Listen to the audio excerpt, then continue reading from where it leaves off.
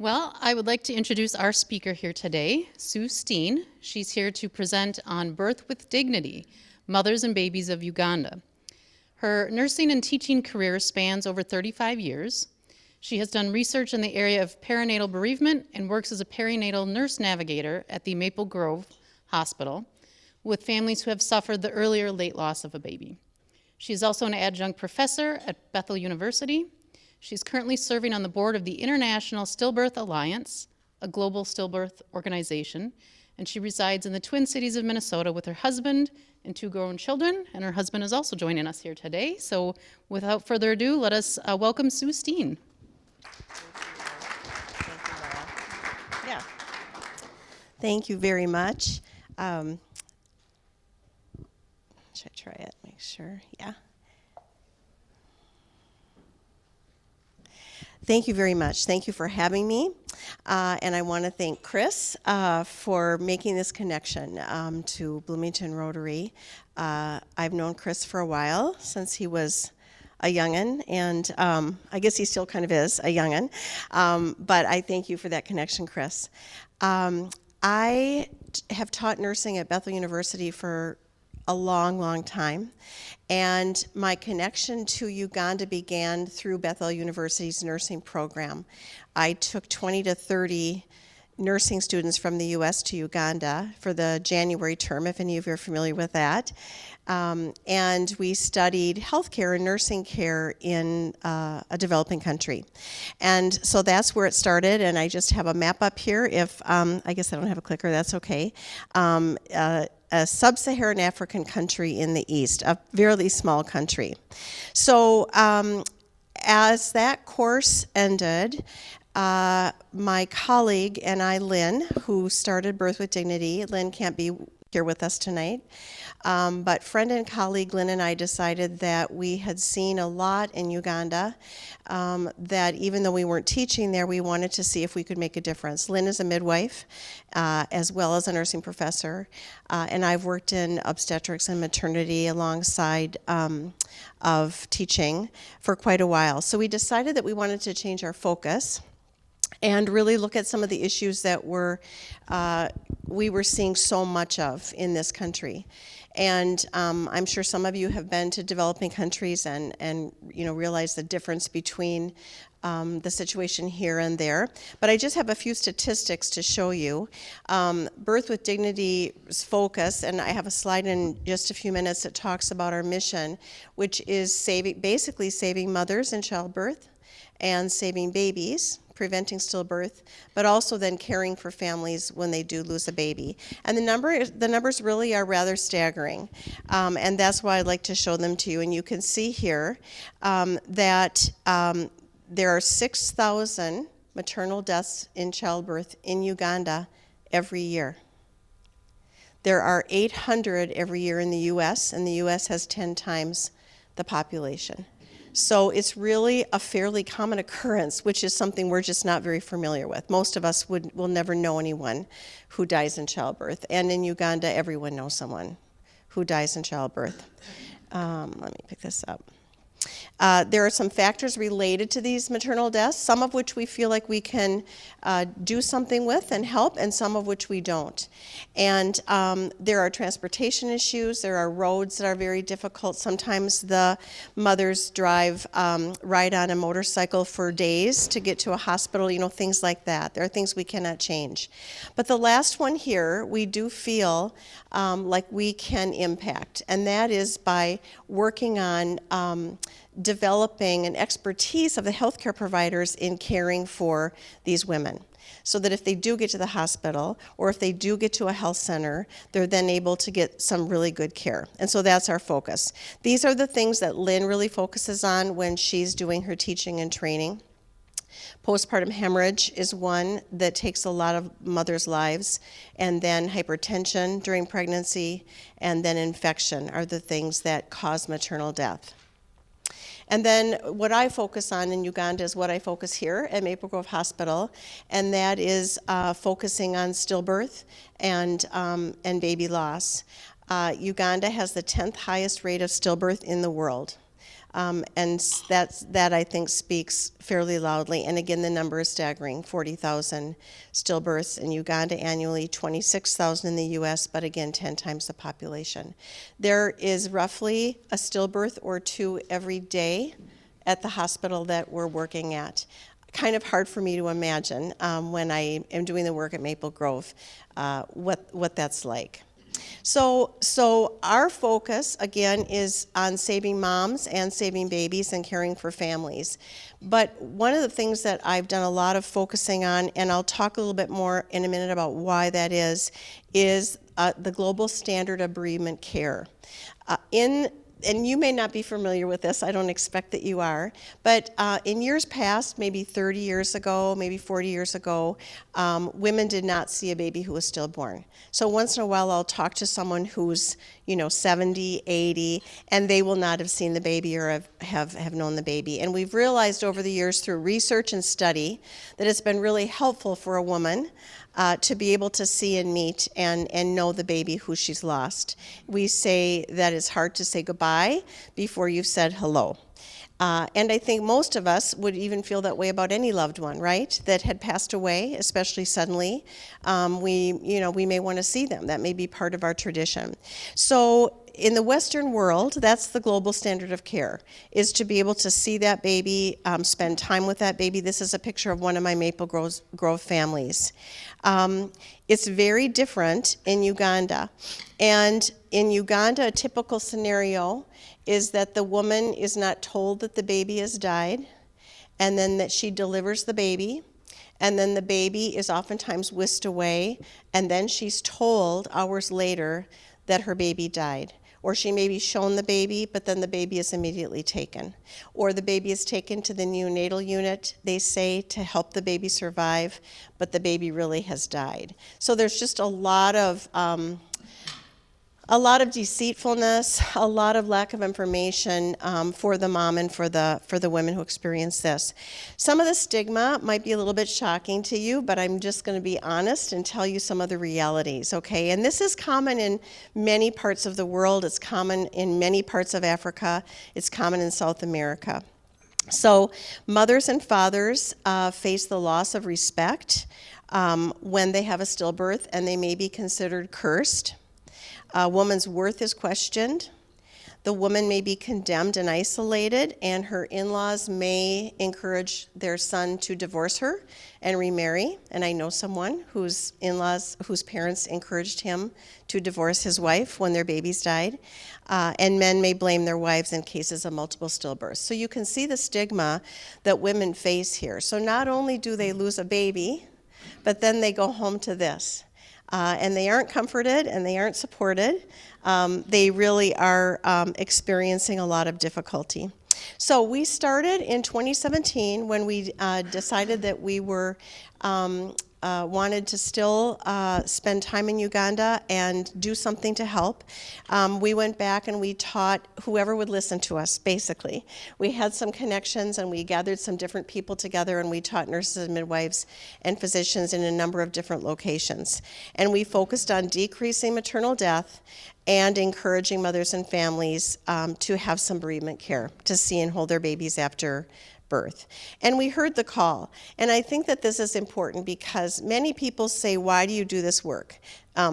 My husband actually says that a lot to me. Why do you do this work? And we really don't have any explanation other than we just feel called. We feel like if we can make a difference for a woman, if we can help save a mother's life, or a baby's life, if we can help her grieve the loss of a baby, and we're equipped to do that, and we have that skill, then we want to be there and we want to do that. So we started then, after when we returned, some nurses at this hospital in Uganda, Mbale Hospital, reached out to us, and they said, we want a program. We want a bereavement program. The medical director of that hospital said to us, we don't even really use the word bereavement in this country. So that's kind of where we started, right? Is that if you're really not talking about the concept of bereavement or grief or helping someone grieve, that's kind of square one. And so that's really what we needed to go back to do and focus on. So we developed a team there of nurses. This is what was one of our first groups. And this is Lynn, who isn't here on the left. And we began our first program there. We supplied them with a number of things. We supplied them with blankets, headlamps, teaching materials, and cameras. And I'm going to explain why we've supplied them with these things. It's hard to present a baby, a newborn baby after birth, to a mother and father if they're not wrapped up in a blanket like any other baby is. And many times the Ugandan families would only have the one blanket, and they wouldn't necessarily want to use it for this baby who had died. So we felt it necessary to provide something nice to wrap this baby in like we would wrap any other baby. So that's why blankets.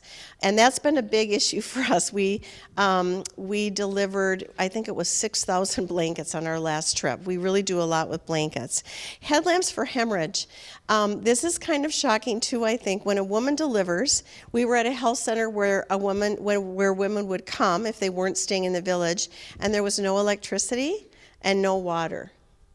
Can you imagine a delivery with no electricity and no water at night? So they use it really is kind of funny. I mean, it's not, but it really is. It's just hard to even wrap your head around.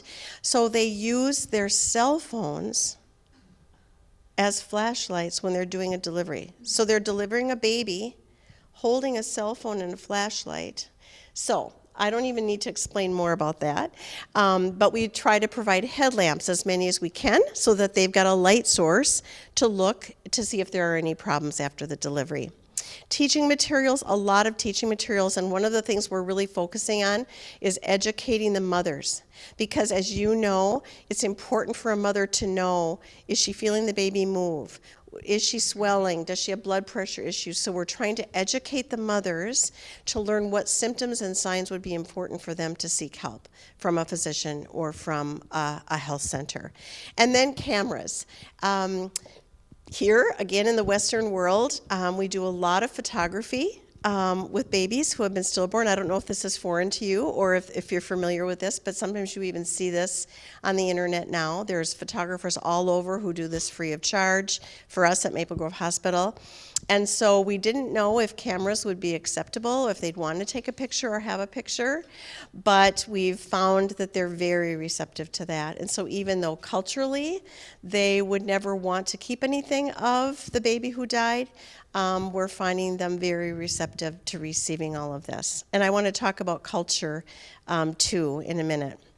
But this is the mission, and I think this is important because we're not just going in and telling people what to do. Because a lot of that happens in Africa and in low middle income countries. There's a lot of people just going in, doing their thing, and then just kind of leaving. Our desire is that we are there to educate, support, and equip the nurses and midwives of Uganda so that they then can continue to do this work. Because we can't be there forever. We've been there for a long time, but we can't be there forever. So that's our desire, is to equip them so that they can provide this work to their people and to their mothers. So this is a family that I just want to tell you a little bit about. They've been really instrumental in our work in Uganda, and I think probably one of the biggest factors as to why we have been so well received.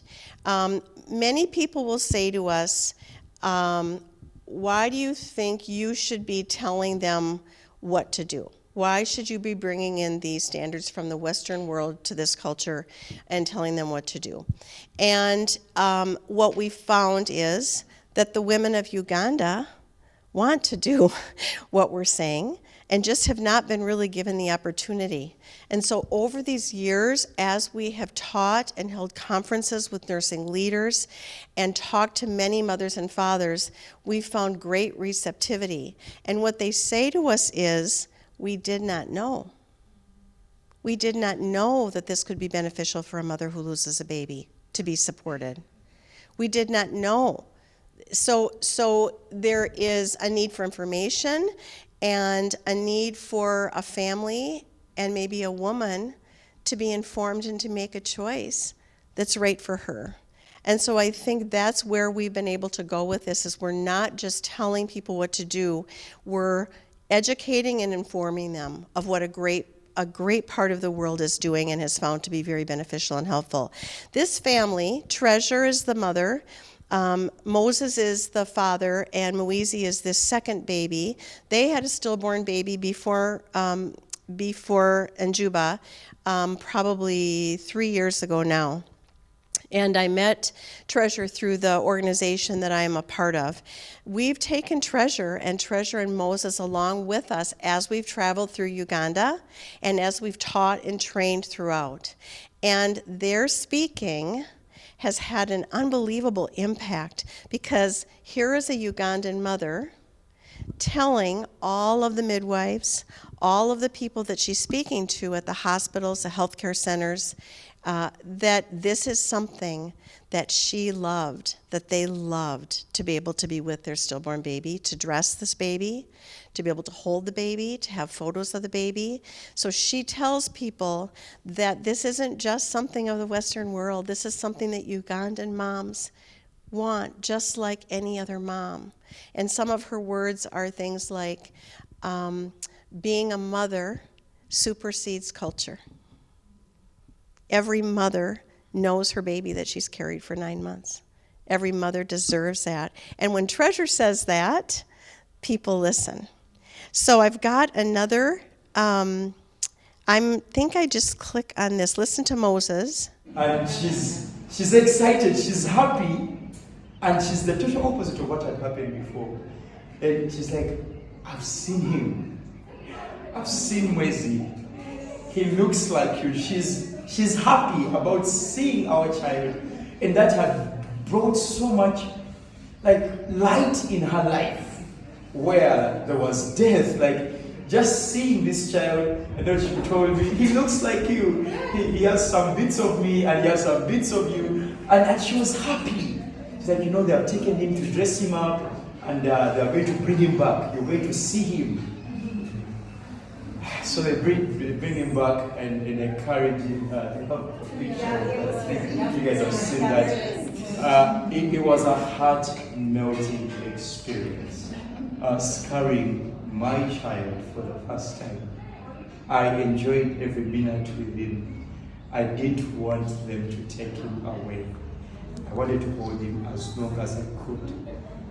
And I felt that at least that helped me to say goodbye, to accept the situation and know it has happened, and he's here, and now we can then release him and say goodbye.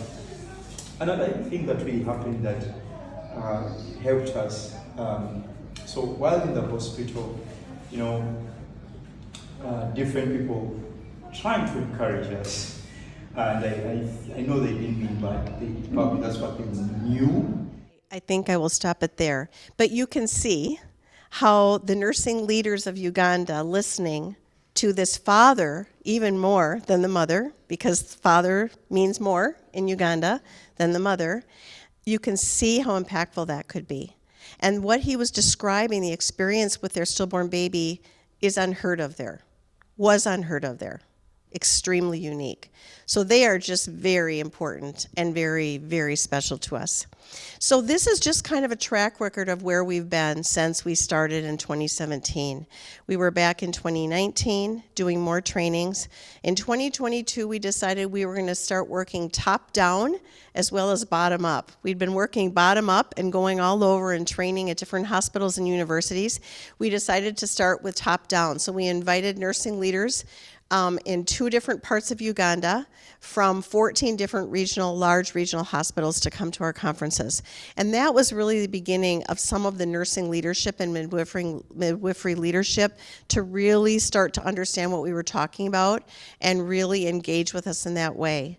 And then last March in 2023, we held conferences for the leaders of the leaders, for the people that were under the Ministry of Health. We had 40 that we led, and again, that was just really changing for the understanding of nursing and midwifery related to both maternal health and saving moms' lives, and also bereavement care.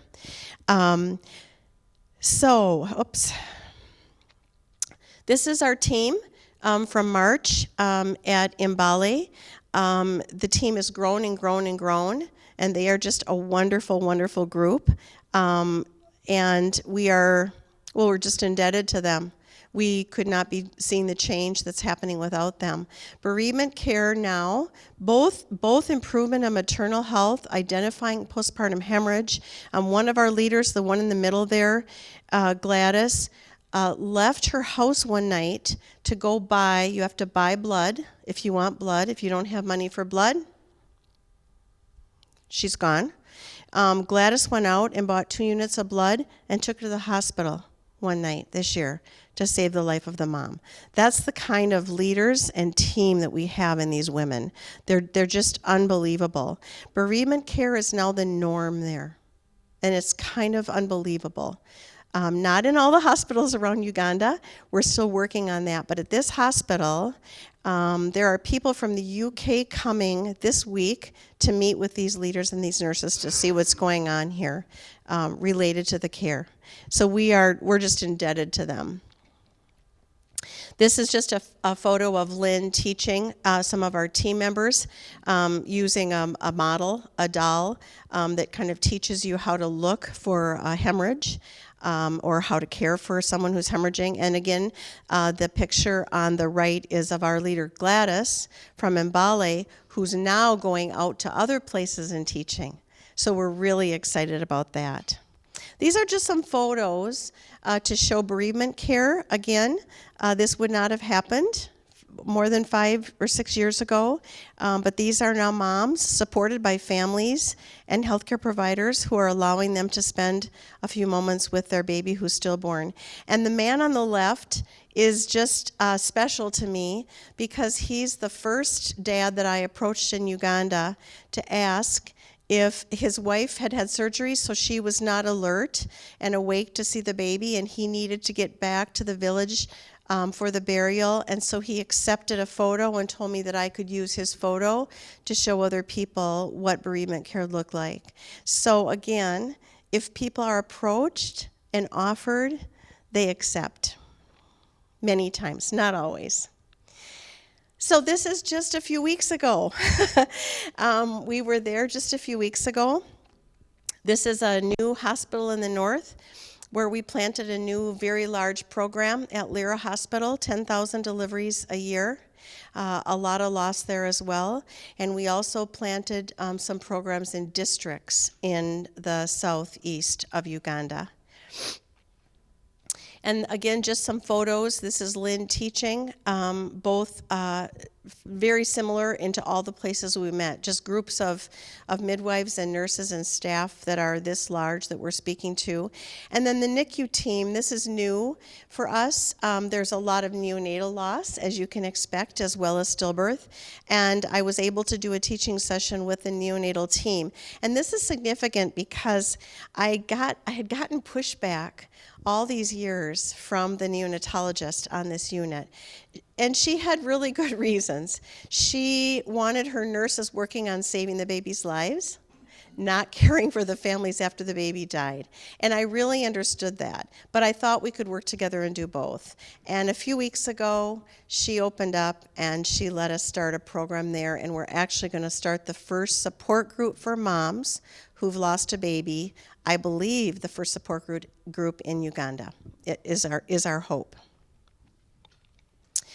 The other thing that happened that was very exciting is that we began working with the Ministry of Health. And some of you probably know that that's who makes all the decisions on healthcare for the entire country and makes the decision for the health system. So it was very exciting for us to be able to start working with the Ministry of Health.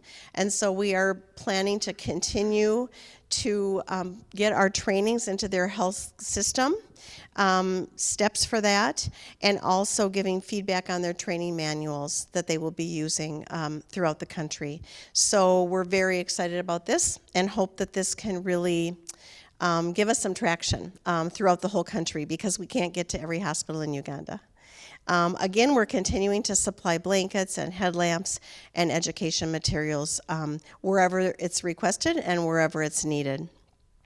This picture is significant because at that new hospital that we just planted the program at in Lyra, no one had ever been receiving bereavement care, but one of those leaders had been to our conference last year and learned about bereavement care, and so she had started doing this. This mother had lost her third baby. This was the third baby this woman had lost, and this was the first baby that this woman saw and was able to spend time. And you can see what a precious time this was for her. So we are seeing this happening in many places across the country and are really excited about it. And I just want you to listen to a minute to our team, who I think are just the sweetest, neatest women around.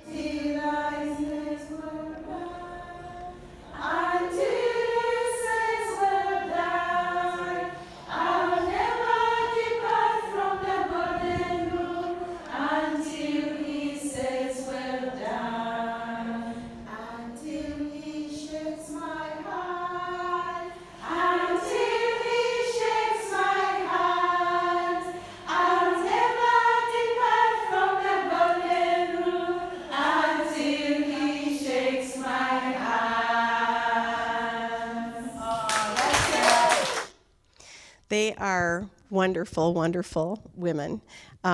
We just love our Ugandan friends and midwives there. So I will close by saying that we would love your partnership in any way. We'd love you to look at our website, birthwithdignity.org, and follow us there, follow our blog. If you would like to be on our email blasts, we'd love to have you there as well to stay informed. And we'd love whatever support you could give us. I don't know what all your programs are, all your international pieces, and how that all works.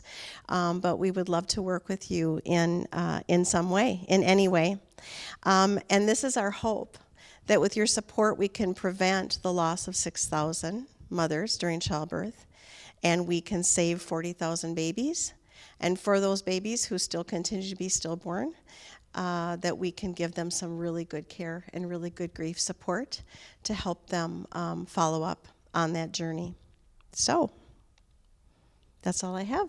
Thank you.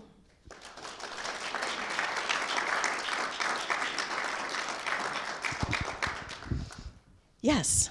I was just looking at Uganda population. What is the land mass there? The land mass is the same. Oh, sorry.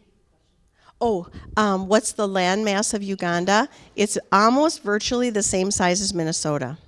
Okay, and you've got 48 million Right, people over right, there. That's right. gone up 1 million every year since 21, 22. And this says the government is not helping with family planning. Is that something your group can do?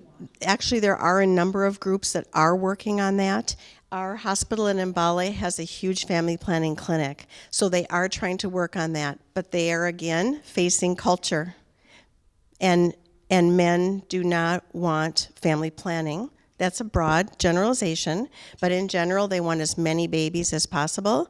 7 big babies per family. Right. So that's what's hard about this, is that many women would like family planning, as you women can imagine, and it's there. It's there, it's on billboards, and it's in hospitals, and some of our midwife team are working in that area, but it's a huge cultural issue.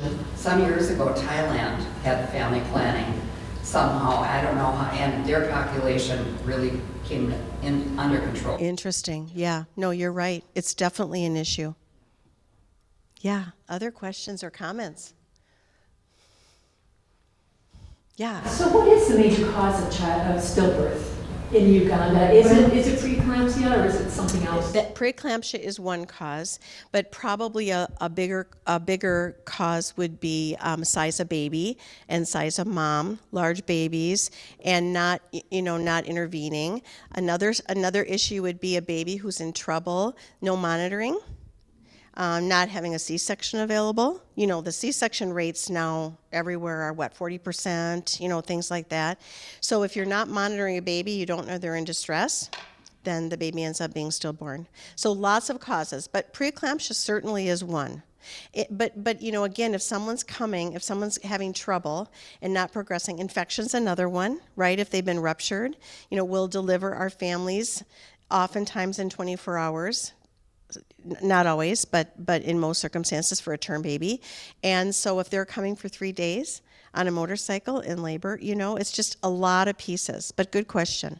A lot of pieces. Yeah. Are factors like diabetes contributing factors in the country to just general wellness? Yes, that's a really good question too. General nutrition, general wellness. Yes, some diabetes is not a huge cause of stillbirth, but it certainly is absolutely a cause of stillbirth. And general wellness, right? Right. What are they eating? Are they eating enough? Are they eating anything with iron for folic acid? Yeah. Yeah. Do you have a sense, by the way, this is really a wonderful presentation, and thank you for what you're doing. Yeah. Do you have a sense for whether this is penetrating the culture at all beyond the reach of the folks that you're interacting with? I do. And I don't think I would have said that last year. But this year, after our visit in January, maybe it was meeting with the Ministry of Health and knowing that our training was going to be getting into their training manuals and getting to their health systems. They have 15 different health system areas, and they wanted us to figure out how we could get to each of those different areas. So I do. I feel like it doesn't seem like such a foreign. Now, when I say that, right now today, somewhere in Uganda, a baby is being whisked away from its mom and put in a box, in a cardboard box, and sent with dad. And that just happens all the time. And I'm not foolish enough to think that that's not happening. But I will say I do think it's permeating the culture, and I think when it comes bottom up and top down from the Ministry of Health, it doesn't sound so foreign, and it becomes an expectation. My goal right now, Lynn has protocol on preeclampsia and hemorrhage. It's already in the Ministry of Health guidelines, but it's nowhere in the hospitals. So one of her big pushes is to get that protocol up so that the nurses are following that, the midwives are following that and using that. There is no bereavement protocol. I have a bereavement protocol. Our hospitals there have a bereavement protocol, but it's nowhere into their health system. So that would be, one of my next steps, so that people see that this is a norm. This is something that's expected of them, in hopes of just more people then, grabbing on. So I will say that I think that after this last visit, I do think it's permeating. Thank you. That's a good question. Yeah. Yeah. Thank you. Thank you for your time.